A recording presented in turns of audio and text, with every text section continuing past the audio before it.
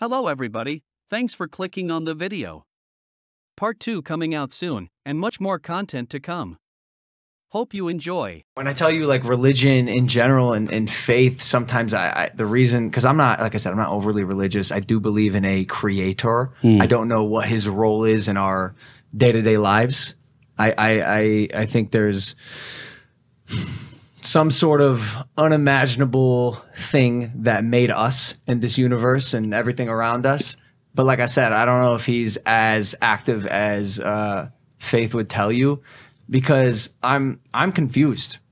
I don't truly understand. There's too many stories being told. There's too many people saying different things. Religion, faith, whatever you want to call it, has led to the deaths of too many people, has led to the trauma of too many children. And I've just been not shut off to the idea, but turned off momentarily. And that's why I was excited to have, I'm excited to have you on the podcast. Cause, I'm not sure I can fully wrap my head around so many people telling me different things about their God. Yes. You know, in Islam, Allah is the God, and Judaism, Jesus is the God, and yeah, Judaism. No. Well, is Judaism Jewish? God is most definitely active today. He answers prayers and heals people too. I've seen him answer many prayers, even my own. Logan is right, there are a lot of stories being told. Some are false, yet some have truth to them. Looking at Christianity, there is plenty of archaeological evidence to support both the Old and New Testament. I will link a channel in the description that explores these archaeological sites.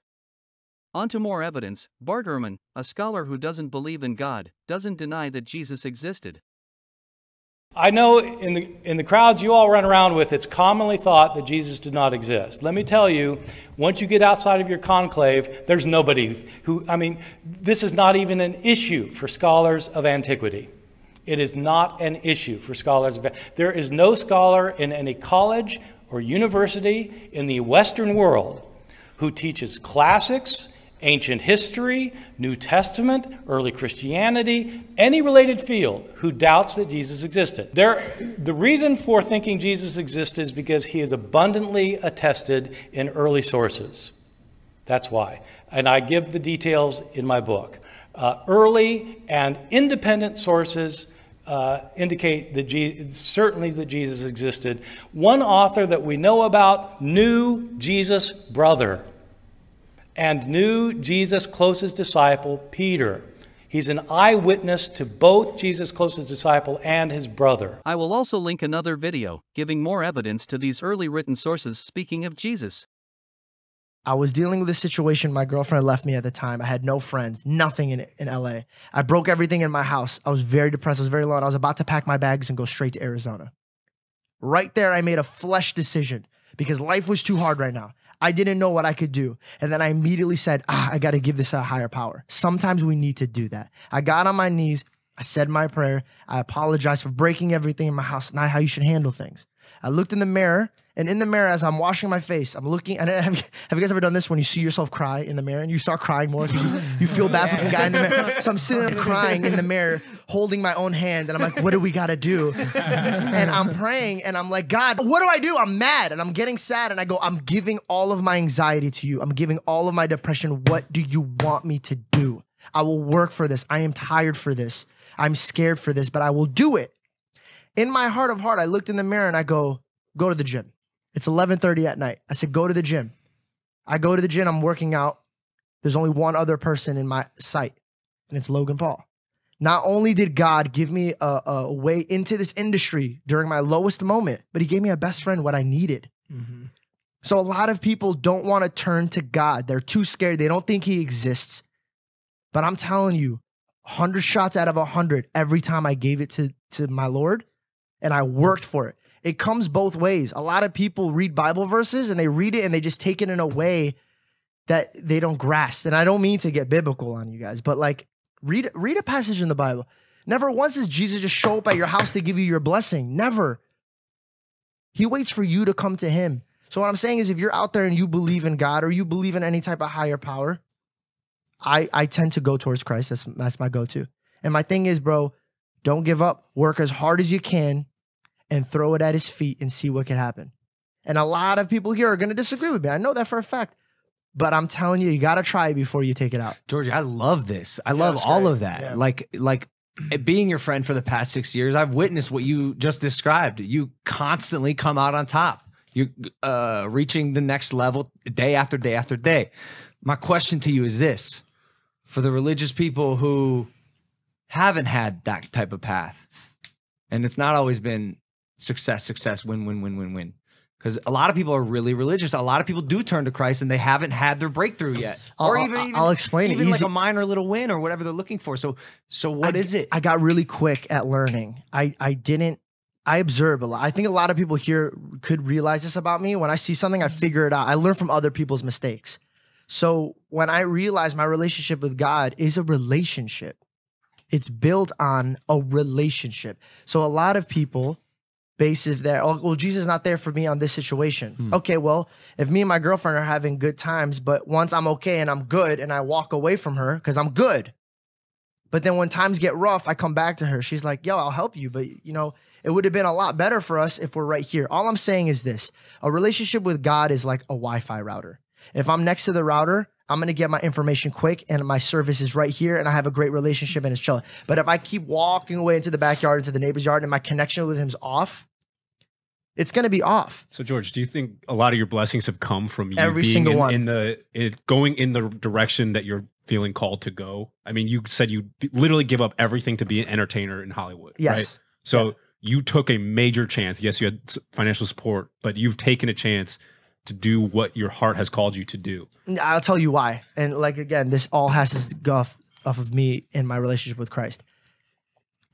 I could be in this industry. When I first came to LA, I had one prayer. The first prayer that I had at my in bed, I said, God, if this takes me 1 inch away from you, I want it miles away from me. I don't want to even be near it.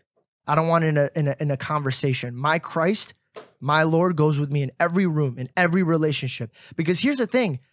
Even if you don't believe in God, look who I am as a human being. I guarantee if any of you guys needed a shot into, I need somebody right now to get something done, I guarantee you guys are making a call to me. Why are you not a preacher? Right now. Because Right now. I had this conversation. I figured this out. I am built differently. You could put billions of dollars in front of me and I won't turn away from Christ. You could put fame in front of me. I won't turn away from Christ. What I know is that there's a lot of people in my life that are getting baptized as we speak and knowing who Christ is as we speak, because people in the industry don't know how to talk about God. They don't know who God is. I think God built me for this industry. You crossover. I'm crossing over. Yeah. And you guys, I have my own battles too. I'm not perfect, nowhere near it. There's so many times where I'm looking at my own content. I'm like, yo, I should stop swearing. The same tongue that I'm talking about Jesus, I'm saying blah, blah, blah. Like it's a mental battle for me. But I know for a fact that every time I put my faith into him, he comes out on top. I ain't perfect. And like everybody here, dude, I'm not the most talented in the room. I get in rooms that I shouldn't even be a part of. Look at my relationship with you. I almost left. The devil wanted me to leave. If I'm going to leave this with a topic of conversation, I'm going to leave you guys with this one line. The devil is never, ever going to be strong enough to steal the blessing that God installed in you when you were born. But he's strong enough to blind you from where it could take you. So you could believe in yourself and know that you have what it takes. But if you listen to the devil, which is only full of lies, to tell you you can't do this and you're not good enough, you're fat, your parents can't help you, you're going to be like your mom, you're going to be a drug addict, you can't get out of being out of drug addict. If you listen to the devil, you're going to be in chains your whole entire life. But you got to believe that if you're made in his image and you really believe that Christ could do it all. Guys, I'm in LA and I live like a child. I'm 27 years old. I have a beautiful girlfriend, family that loves me, friends that always be there for me. I'm in Sin City. I should be doing drugs and I choose not to and I'm happier. I wake up every single day knowing that this day is going to be just as great as the last because I put my Lord first. Don't listen to the devil at all. Don't. He's a liar. You're worth it. You're strong. Just listen to what your body could do and you could do it. The next clip is a few years later. So you may be able to see some growth in George's relationship with God, as well as Logan's. A lot of progress happens with a lot of work, right? So if a bodybuilder's buff, he had to work out a lot. He had to eat. He had to make the right decisions. What about steroids? So you guys have made great decisions when it comes to business. You guys have made great decisions when it comes to like a lot of things. But what you guys have cared to ever open up is that spiritual side. So what I would really, really, really highly suggest is tap in, and I'm not suggesting mine, but I'm just saying tap into one. Earlier, we outlined some evidence for Christianity. Now, if Christianity is true, wouldn't that be the one to tap into? Let's say God answered a prayer George had. Wouldn't that be some evidence to hint that Christianity is true, and that maybe it is the one for Logan? So why don't we tap into the one we know to be true? Or at least look into the one that has a substantial amount of evidence in favor of it, which is Christianity. Now back to the video.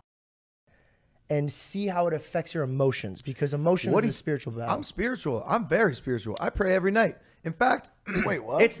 What? You do? Since when? I pray every night. I pray twice a day. I'll pray right now. I'll do a prayer right now like I do normally. Like normally around this hour, I'd be doing my prayers. This is what I say. Dear God, creator of the universe, thank you for another blessed day on this blessed planet. It's a beautiful place you've created. Happy to be here. Just really happy to be here. Feel very grateful that I was very productive today.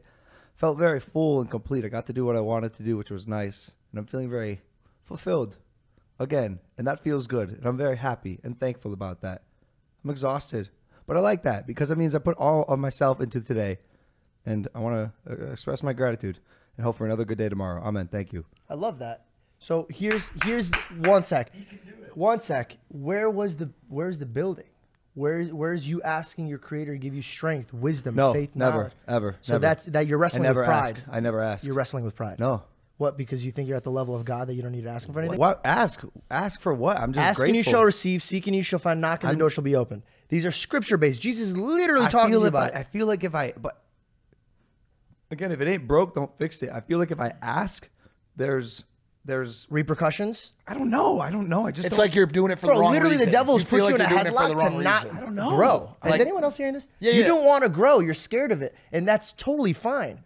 But if there is a God and a creator of the universe and you're his son and you're asking for something, do you think he's going to put you in a position of like devastation just because you asked him? Have you ever asked your mom and dad for something that's not good for you? They're not going to give it to you. But if it's good for you, they will make it fruitful. So you should never be scared of asking. You're scared of having a real honest conversation. Once you start, a lot of things are going to start letting go. What do you ask for when you pray? Do you ask for me to be nicer? And if not, can you? I ask God to open up a relationship between you and him to a point where it's not selfish. And you're not just sitting there talking. You know what your relationship with God is like a relationship that you would have with a girl or a wife, that you're like saying the things that would make her happy, but you're not really caring or doing the actual work. Me? Yes. Because we've outlined earlier in this podcast, I'm horrible with relationships. That's what I'm saying. So I'm praying for it. You get what I'm saying? Like, so that is my prayer for you. For example, right? The worst thing to you was Japan, but that is the best character development you've ever had. And in a your great life. country in general. We have to go there. I love I Tokyo. have to But go what I'm there. saying is that huge moment that you at one point in your life were like, I can't believe this happened to me. I wish it never happened to me. Now you're like, I'm so glad it happened to me. So what I'm saying is if God's going to put you in a sign of struggle, your arms hurt when you work them out, right? Because you're tearing muscles, but it also grows. It's also stronger. If you ask God for strength, he's going to put you through situations that's going to make you stronger. So you should ask for that. So don't be scared of asking God to make you strong. That's all. Thank you for watching the video.